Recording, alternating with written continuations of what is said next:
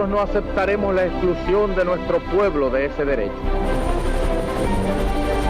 Mr. Gorbachev, tear down this wall.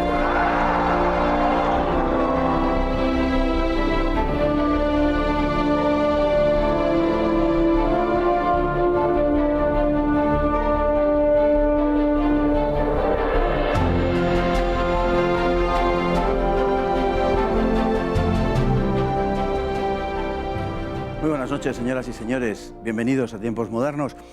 En ocasiones son personas desconocidas por el gran público quienes más influyen en el siglo XX y lo que llamamos el XXI, un hombre de apenas metro y medio, un italiano, del que no muchos han oído hablar, desarrolló una serie de ideas a partir del marxismo que habrían de transformar el mundo.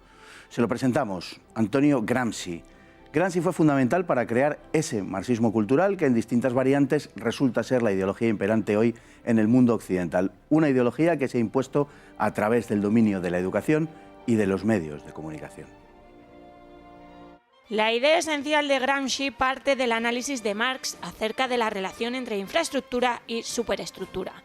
Marx había enseñado que la ideología dominante en una sociedad es la ideología de la clase dominante y que los grupos dominantes retienen el control sobre el conjunto de la sociedad no solo ni siquiera principalmente por la fuerza, sino por el consenso social. Y en general la historia le da la razón también en el siglo XX. Pero ¿cómo se consigue ese consenso social?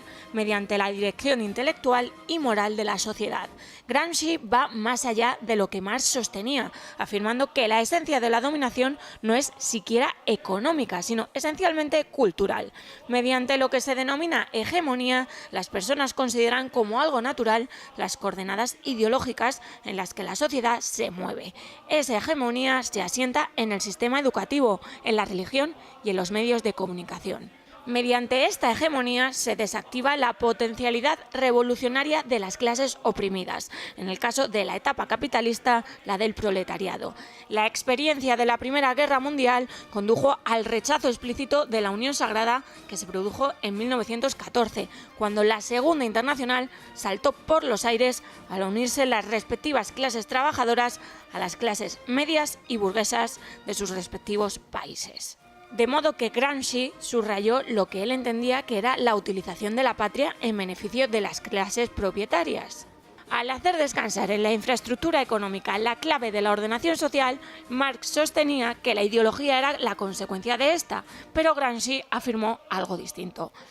Hay que dirigir a la sociedad desde antes de conquistar el poder, de modo que la consecución de este aparezca como algo natural a quienes componen la sociedad.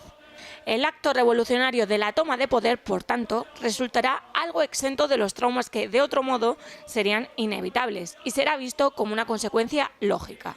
Gramsci percibió con nitidez quién era el gran enemigo básico de su visión ideológica, la Iglesia católica, a la que consideraba como la más tenaz en la lucha para impedir que oficialmente se formen dos religiones, aquella de los intelectuales y aquella de las almas simples. Para Gramsci, la clase obrera no siempre tiene una conciencia de clase correctamente construida, por lo que resulta lógico que sea la clase intelectual la que dirija el proceso revolucionario, lo que denominaba los especialistas en la elaboración conceptual y filosófica. Pero para él, a la cabeza de dichos intelectuales se situaban los periodistas y otorgaba una importancia equiparable a los maestros. Se trataba de formar a la clase dirigente de la sociedad, de moldear las mentes. Gramsci señaló, sobre muchas otras cosas, que lo esencial no era tanto la realidad social, sino lo que de éstas se percibiese. La conciencia y la realidad no existen por sí mismas, sino que no son más que un producto social. Una de las claves de Gramsci es que recelaba enormemente de la afirmación marxista de que la revolución resultaba inevitable. Por el contrario, detestaba el fatalismo y creía que había que conquistar las mentes de la población para que las percepciones fuesen las adecuadas. Es algo que está sucediendo en la sociedad actual. Es lo que ha hecho posible que una sociedad supercapitalista sea, al mismo tiempo, culturalmente marxista. Algo que podría parecer en principio sorprendente, pero que se entiende mejor a la luz de Gramsci. La lectura de Antonio Gramsci ilumina como ninguna otra lo que hoy sucede en nuestras sociedades occidentales. Antonio Gramsci, un hombre esencial para entender lo que está sucediendo hoy, particularmente en nuestro occidente. Muy buenas noches, don Carlos Esteban. Buenas noches. Probablemente el hombre uno de los hombres más influyentes o que más ha hecho de nuestro mundo lo que es. Ya sabe que hay una teoría muy extendida entre los no creyentes sobre el cristianismo, que en realidad el cristianismo no lo inventa Cristo, sino San Pablo, ¿no? Es exactamente el San Pablo de Marx. Marx probablemente no hubiera llegado a nada sin dos hombres geniales que fueron Lenin y Gramsci. Lenin le contradijo en cuanto a que Marx pensaba que iba a ser el proletariado en sí mismo el que iba a hacer la revolución, y por un proceso absolutamente natural y científico, y Lenin dijo, no, tiene que haber una vanguardia revolucionaria porque estos no se enteran de nada y no lo van a hacer solos. Y Gramsci fue un paso más allá, que fue maravilloso, que es con lo de la infiltración, es decir, tú haz el largo camino por las instituciones, ¿no? Tú ve metiendo el marxismo, las ideas marxistas, sin llamarlas así, en toda la sociedad. Hablaba el reportaje sobre maestros y periodistas, por supuesto, en primer lugar la educación y los medios de comunicación, pero jueces, en sociedades intermedias, cualquier cosa valía, porque lo importante es que al final la ideología por defecto sea la marxista sin llamarle marxista. Claro, y de esta manera ya llega el momento en que dices, ¿te gusta eso que piensas? Pues ahora yo te voy a decir el verdadero nombre, marxista. Ya tenemos la revolución, entonces ya te puedo traer la revolución. Él distingue entre, obviamente, hoy parece obvio, pero entonces no lo era tanto, entre poder y gobierno.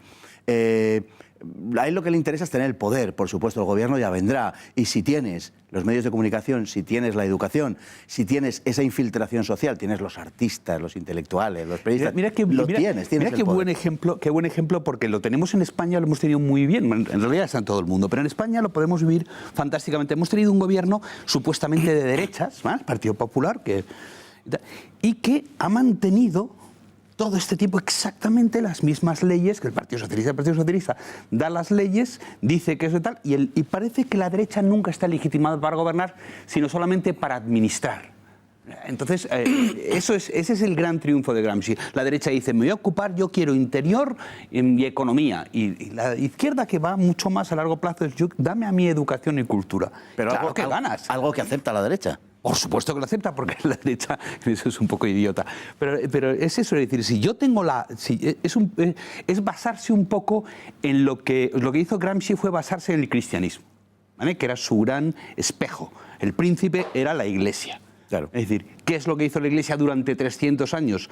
Pues con mucha paciencia, sin ninguna prisa, en lugar de dar un golpe de Estado y poner un emperador que fuera de los suyos, se va infiltrando, va cambiando los corazones, ¿no? Que esa es la idea. Es exactamente lo que hizo y lo que hizo Gramsci y lo que estamos viendo ahora, lo que estamos viviendo ahora en todas las canciones que oímos, las películas que vemos y lo que se enseña en las clases. A alguien quizá le podría sorprender a estas alturas, me lo puede creer, don Carlos, le sorprendería esa coyunda que se da entre el supercapitalismo más feroz, que incluso no conoce fronteras, y el marxismo cultural triunfante en los ambientes sociales. Trate de explicarlo. Bueno, en principio es muy sencillo. Es decir, si uno lee a Marx, Marx no piensa en absoluto que el capitalismo fuera lo peor. Al revés, pensaba que era un gran logro y básicamente el marxismo, el socialismo acaba siendo el capitalismo de Estado. Es decir, sus premisas, las premisas de partida son exactamente lo mismo. Piénsese que que tanto el capitalismo, tal como lo conocemos hoy, como el marxismo, proceden de una misma fuente, que es la negación del antiguo régimen, de lo que pensaba, de lo que era la vida normal intelectual en Europa hasta la Revolución Francesa. Es decir, llegamos al nacimiento de las ideologías, que es un medio de sustituir la religión, es decir, una idea totalizadora de la realidad, sobre todo la realidad social. Y por supuesto que de ahí salen ese capitalismo y ese marxismo, que no va a ser más que voy a partir de lo mismo, pero de las mismas premisas, pero voy a llegar a una conclusión diferente. Las ideas y las percepciones en Gramsci son esenciales.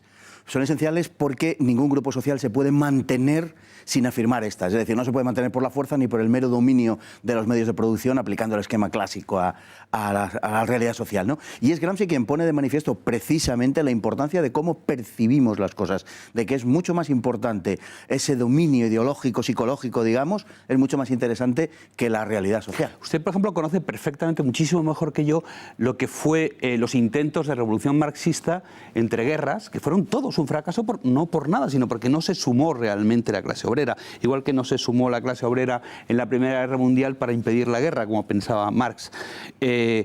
Evidentemente, es una de las cosas que vio Gramsci, por ahí no vamos a ir bien. No vamos a ir bien ni por una revolución que salió en Rusia por razones muy concretas, ni por supuesto por las urnas, directamente. Y entonces lo que es lo que hemos hablado antes, la infiltración. Vamos a hacer que la gente sea marxista antes de saber que es marxista.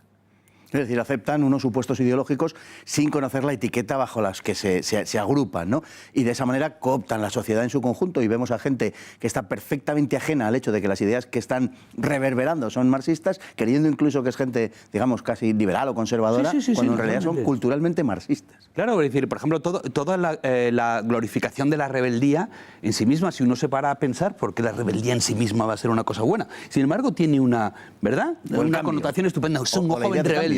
Pero bueno, rebelde puede ser rebelde contra algo buenísimo, ¿no? Y en realidad está, ¿verdad? Y sin embargo ya lo tenemos en la cabeza, precisamente por Gramsci.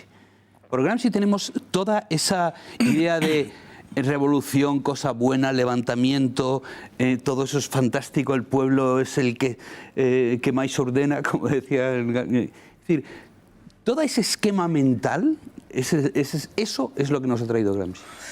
Ideas que dependen además de una concepción genéricamente, digamos, progresista de la historia, sobre la que tendremos que volver alguna otra vez. Muchísimas gracias, don Carlos Esteban. Es siempre un placer tenerle. Sabe usted que se lo digo de verdad.